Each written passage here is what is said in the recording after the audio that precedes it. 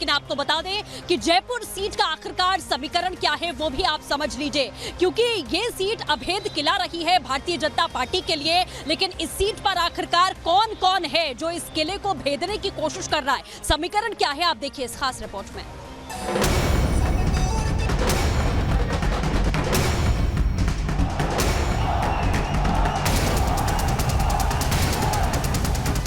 राजस्थान में लोकसभा की 25 सीटें हैं।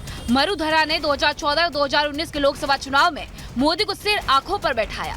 राजस्थान की जनता ने मोदी के विकास मॉडल पर भरोसा जताते हुए दोनों बार 25 की 25 सीटें एनडीए की झोली में डाल दी। मोदी थर्ड टर्म की तैयारी कर रहे हैं। राजस्थान की जनता एक बार फिर मोदी की गारंटी पर वोट करने का मन बना चुकी है। पीएम मोदी खुद राजस्थान में ताबड़तोड़ रैलियां कर रहे हैं। गृह मंत्री अमित शाह ने भी पिंक सिटी में विजय रथ पर सवार होकर जयपुर शहर की प्रत्याशी के पक्ष में रोड शो किया। बीजेपी के अभेद्य किले के रूप में जाने जाने वाली जयपुर शहर लोकसभा सीट पर इस बार का मुकाबला बेहद रोमांचक रहने वाला है। बीजेपी ने यहां से कद्दावर नेता भंवर लाल शर्मा की बेटी मंजू शर्मा को चुनावी मैदान में उतारा है। वहीं कांग्रेस ने नई जातिगत रणनीति अपनाते हुए प्रताप सिंह खजारियावास पर दाव लगाया है। जयपुर लोकसभा सीट की अगर बात करें तो जयपुर को छोटी काशी कहा जाता है, बीजेपी का गढ़ कहा जाता है। बीजेपी ने महिला उम्मीदवार इस बार उतारी है। बीजेपी के दिग्गज नेता रहे पंडित भंवरलाल शर्मा की बेटी मंजू शर्मा को बीजेपी ने अपना उम्मीदवार बनाया है, तो दूसरी तरफ कांग्रेस ने अपने तत्कालीन मंत्री प्रताप सिंह खाचरियावास को जिम्मेदारी सौंपी है। लेकिन बीजेपी की बात करें तो 8 विधानसभा क्षेत्रों में 6 में बीजेपी काबिज है, इसलिए बीजेपी की वापसी के कयास पूरे लगाए जा रहे हैं। सियासी और सीट के आंकड़ों पर नजर डालें तो यहाँ बीजेपी कांग्रेस पर भारी नजर आती है। जयपुर शहर लोकसभा क्षेत्र में विधानसभा की 8 सीटें हैं, जिनमें से कांग्रेस सिर्फ आमेर, किशनपोल और आदर्श नगर सीट ही जीत सकी, जबकि 5 सीटों पर बीजेपी का कब्जा है। ऐसे में कांग्रेस के सामने महज 3 महीने पहले हुई हार से हुए नुकसान की भरपाई करना आसान नहीं रहने वाला, चुनौतीपूर्ण होगा। बीजेपी महिलाओं की भागीदारी को बढ़ाने के लिए हमेशा काम करती रही है। यही वजह है कि पहले दिया कुमारी को डिप्टी सीएम बनाया गया। अब संगठन के लिए समर्पित मंजू शर्मा को जयपुर शहर से प्रत्याशी बनाया है। मंजू शर्मा की जीत को पुख्ता करने के लिए गृह मंत्री अमित शाह खुद जनता के बीच पहुंचे और बीजेपी प्रत्याशी के पक्ष में मतदान की अपील की। मंजू शर्मा को भी अपनी जीत का पूरा भरोसा है।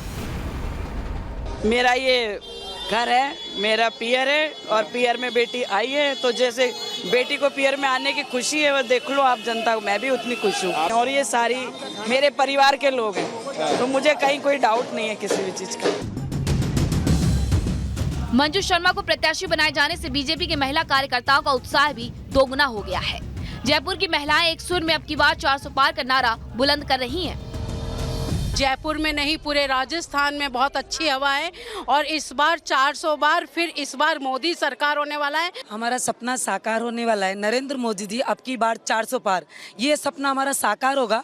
मोदी और मोदी के मन में महिलाएं, मोदी जी है और हमेशा रहेंगे और हम चाहते हैं कि हर बार मोदी सरकार आए। मोदी जी को वोट देंगे। जरूरी है, मंजू जी आएंगे जब तो महिलाओं को सम्मान करेंगे, वही तो जानते हैं हमको।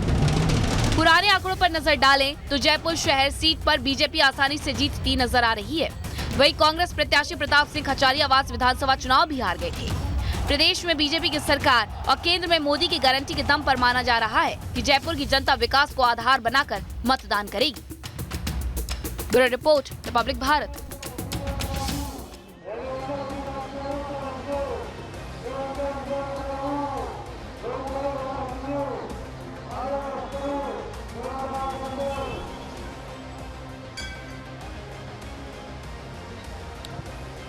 तो जैसा कि इस वक्त मेरी मौजूदगी बदायूं के नगला देवी मंदिर में है और ये वही मंदिर है जहां पर आज आदित्य यादव ने मत्था टेका था अपने नामांकन से पहले, और ठीक ऐसा ही दुर्विजय सिंह शाक्य ने भी किया था अपने नामांकन से पहले। चलिए आइए लोगों से जरा हम बातचीत करते हैं कि आखिर देवी माँ की कृपा किस पर बरसने वाली है। ये लोग ही तय करेंगे, जनता ही तय करेगी। क्या लग रहा है आपको, क्या माहौल बन रहा है इस बार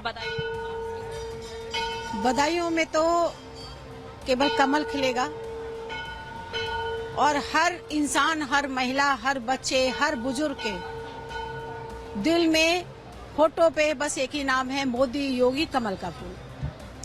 बिल्कुल निश्चित बात है कि बदायूं के अंदर कमल खिलेगा और कमल खिलेगा नहीं, कमल एक इतिहास रचेगा।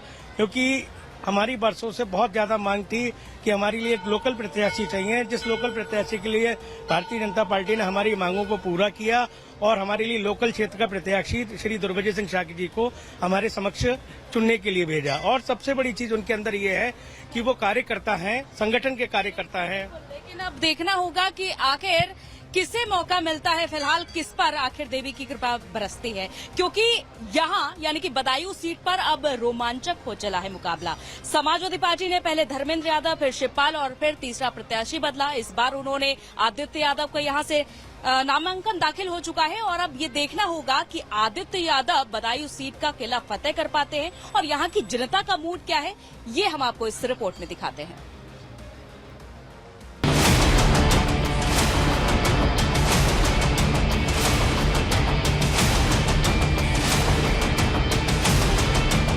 देश में लोकसभा चुनाव की बिसात बिछ चुकी है। बीजेपी देश में 400 पार और यूपी में 80 सीटें फतह करने का संकल्प लेकर आगे बढ़ रही है।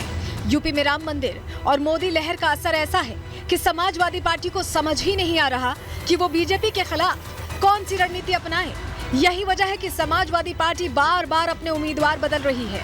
यूपी की बदायूं सीट पर भी एसपी ने अपना उम्मीदवार बदला है।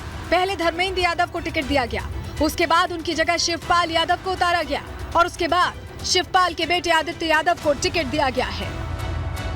चाहे देखिए हम लड़ें, चाहे धर्मेंद्र लड़ें, चाहे आदित्य लड़ें, वो तो समाजवादी पार्टी और समाजवादी पार्टी के साथ जनता चुनाव लड़ाती है और जनता जब जनता ही जिताती है तो यहाँ की जनता ने तय कर लिया है कि आदित्य को भारी बहुमत से जिताएंगे। सपा ने आदित्य यादव के नाम का ऐलान जानबूझकर देरी से किया है।